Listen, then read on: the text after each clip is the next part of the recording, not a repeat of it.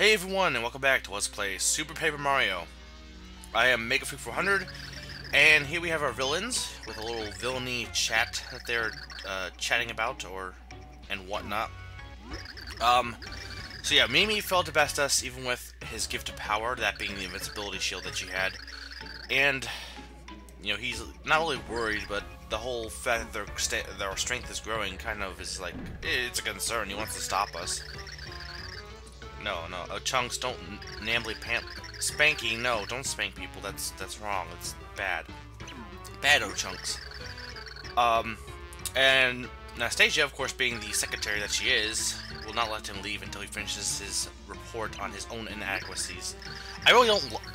Writing essays for me is, I can write essays and I can write them pretty quick and pretty long and not too bad, but I don't like to write essays. Though more so than I did in high school. In high school, I thought they were entirely pointless. Nowadays, I'll write them.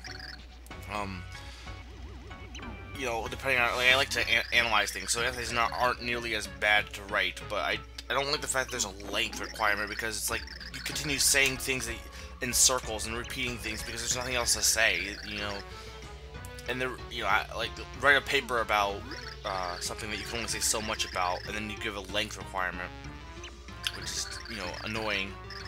Anyway, yeah, he will be sending out Dimentio to face us. Dimentio we've seen already once in during the Fractal battle, but other than that, though, we haven't really faced the power of Dimentio yet. And the castle. The castle still has some of the party goers from the wedding who are not followers of the loyal followers of Count Black and his path to, or his goal, I guess, following his goal. Their efforts are in vain. No one can stop Count Black. Well, I don't know about that. Hey, why isn't the screen gotten them? Just as no one can ease the tempest that rages in my suffering heart.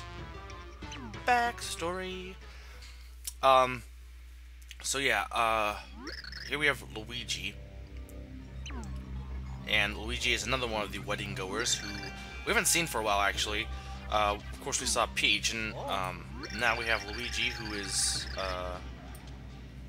just woke up, it seems.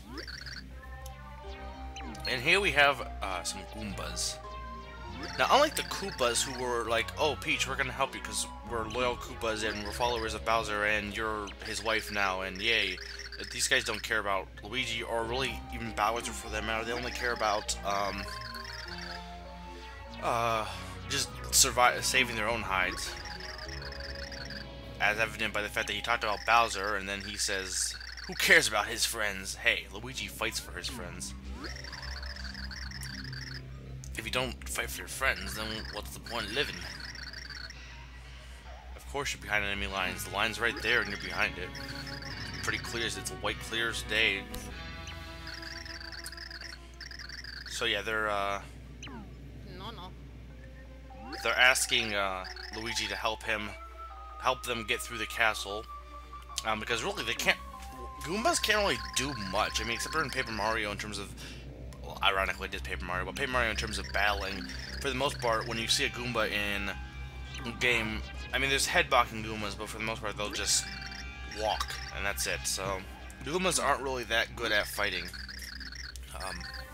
Fun fact about Goombas actually, I really believe in the, don't know why I'm saying a fun fact, but I believe in Super Mario Bros. I think it was only in the instruction booklet that they were actually toads that were corrupted by Bowser, which honestly kind of makes sense. Their lower half of their body does kind of look like toads, and they are mushroom shaped, of course. Goombas are.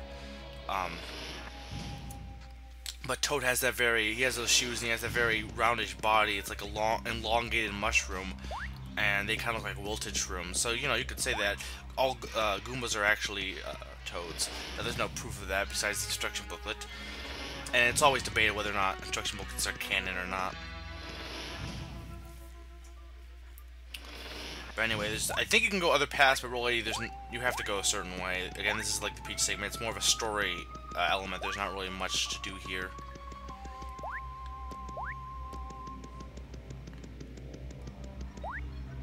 place is very ominous, though, being all black and mysterious. Great Luigi, wait for us. Why should we? What are you gonna do for us? Oh no, it's a dead end. So, unlike Peach, who technically could have jumped, I don't think Luigi can get out of this one. Luckily, there is no villains that are behind us, so we should be fine for the most part. We just gotta turn around and try to find another area. Or no, that's not. That sucks. I love how the Goombas don't change at all. They just say hail back. Not Gary. Poor Gary. Yes, I love that they give generic names to the minions. Gary and Tom the paratrooper. Now that there is a Tom the paratrooper. But anyway. So yeah, Nastia wants to brainwash Luigi, but obviously that's not gonna happen. I mean, Peach got saved, so you know Luigi probably will get saved too. And this Goomba is betraying us. Thank you. You've been a good friend.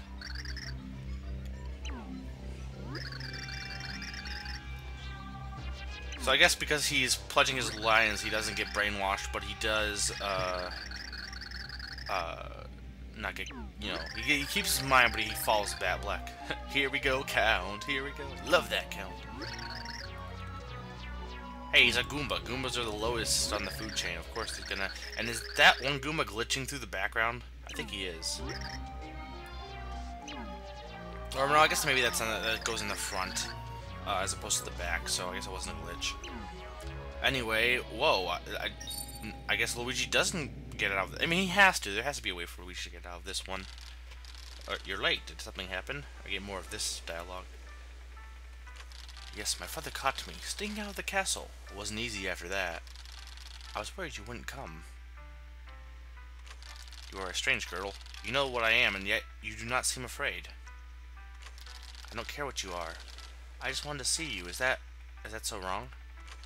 No, of course not. I wanted to see you too. Bulimir, do you mind if I sit next to you? Please do, Tipani. Let's return to our conversation. I must know more of you. Why are we... Who are...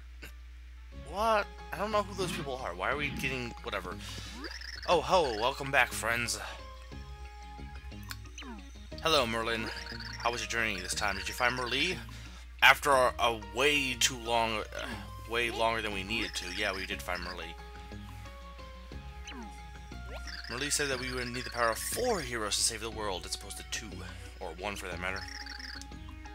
Yes, Merlee said that.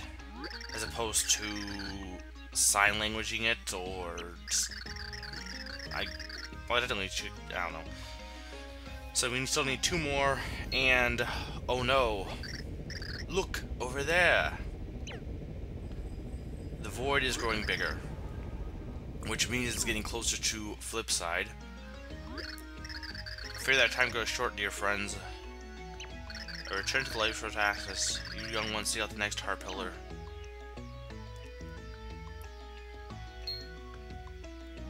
But first, allow me to tell you something that the mystical book has already divulged to me. One person will determine whether the white or dark Parnassus predicts truly. Both books refer to him as the Man in Green. Didn't know Link was in this game. But yeah, there is this Man in Green, and he is actually a pretty important part to the plot, but we'll get into him later. Anyway, we're on the first floor of Flipside, and before we head on to our next chapter, we're going to do a little bit of side work and side things as we go for the next heart pillar.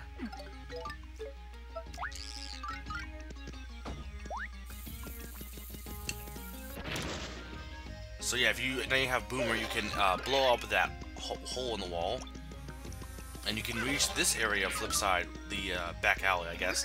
How did these people live here? I mean, the whole area was like blocked off. They just, you know, did the people on the other side decided to seal up the wall because these people were contaminated with diseases or something? And here we have Heronicus. Heronicus is an used to be an adventurer, and every time you beat a chapter, you can come here and he'll say what you smell like, or, you know, he'll say, oh, you've been to Merle's mansion, or oh, you've been to blah blah blah. And you can also see he has some things that have been like the vase is the vase from the mansion that we broke. So he has different items that we've seen in every chapter. So I probably will go there just because it's interesting to see what he has to say. It's a very short area as well, though. I mean, just a little extra thing. Here we have a card, the card shop. This is Catch a Dream. Novels so small they fit on cards.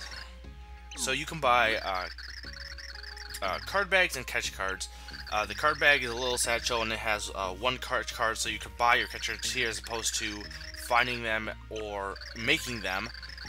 And making them is you can use the catch card to get a card. You can use the catch card item on an enemy to get them as a catch card. So it's like kind of like a Pokeball in Pokemon.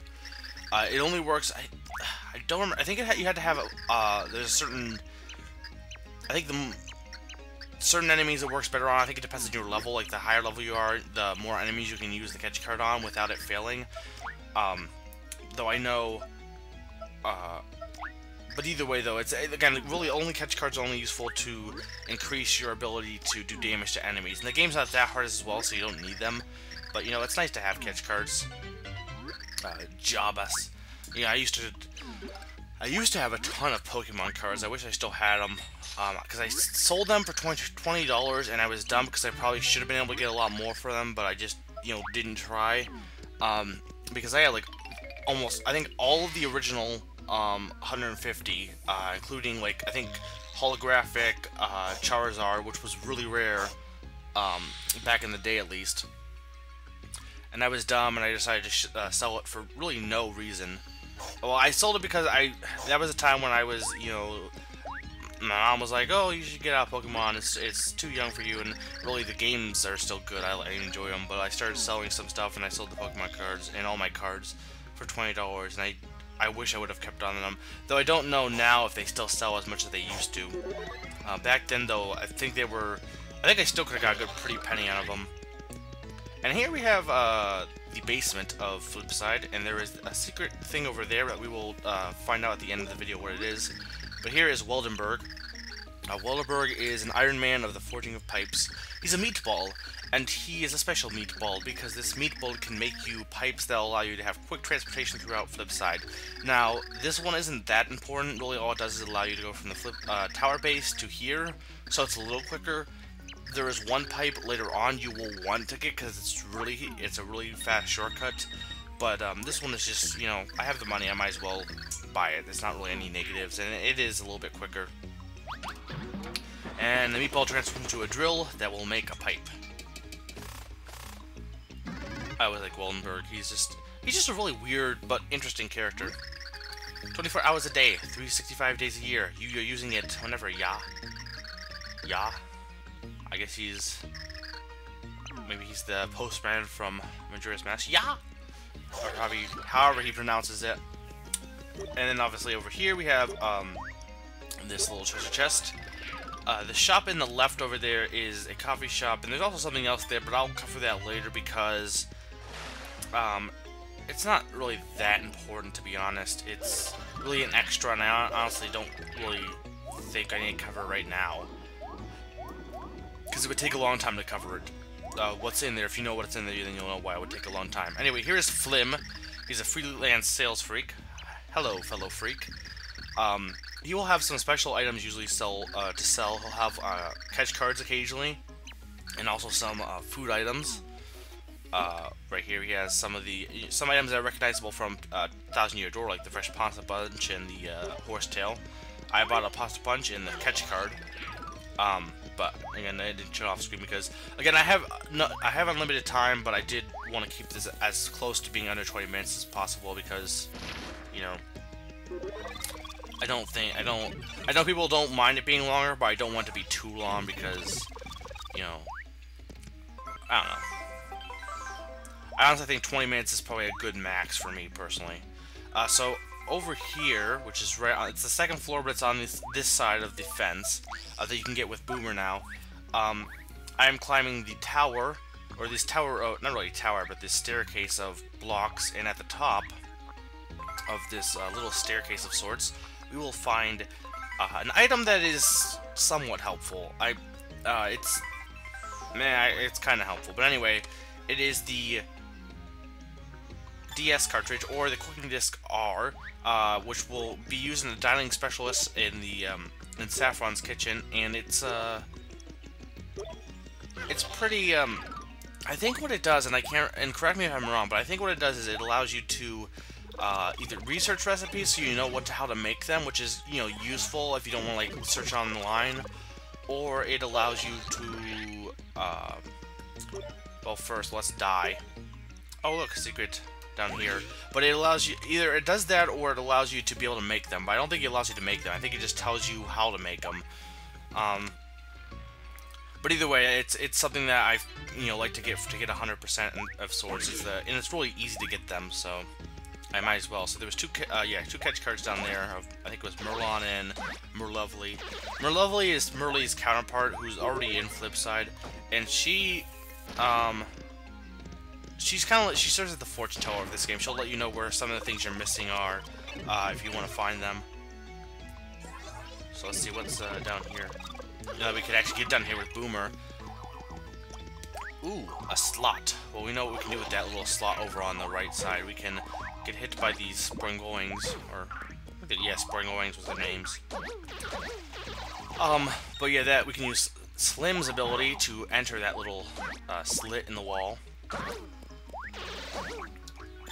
And get a dried shroom, because I like dried shrooms. Dried fruit, dried fruit is actually pretty good, not so much the bananas, because they're really hard, but, I like, other dried fruit. Like, raisins is essentially a dried fruit, but, it's kind of like the, it got more popular than the other dried fruits, so it's its own separate category of being, like, the awesomeness of all dried fruit. But, there's, the dried fruit packs. I like eating dried fruit. I like eating regular fruit, too, but dried fruit's, it's got its own little, it's good for trail mix, too. Anyway, we opened our third world, probably my favorite world of the game. In fact, yeah, it is my favorite world of the game, though yellow is not my favorite color, but I'm not going to complain. It is a pretty awesome world, and anyone who's played this knows why it's an awesome world, and it's just a good world. It's fun. But we will not be doing that in this video. We will be doing that next time, on Wednesday, I believe, for this video. We got an ultra between A Link to the Past and Paper Mario. But one more thing before we leave off. If you go through that area over to here, there's more hidden blocks that you can find with Tippy's ability, and we will be opening the way to the Pit of 100 Trials. Yes, there's a Pit of 100 Trials in this game. This is the Pit of 100 Trials, and I think you can do it at this point. Yeah, you can do it after the second chapter.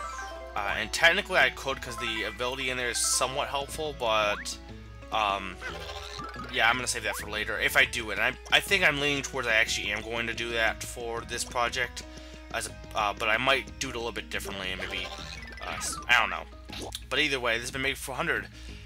And I'm reminding you that pizza is a part of a daily nutritious breakfast, because you can eat pizza at any time, and it will still taste good.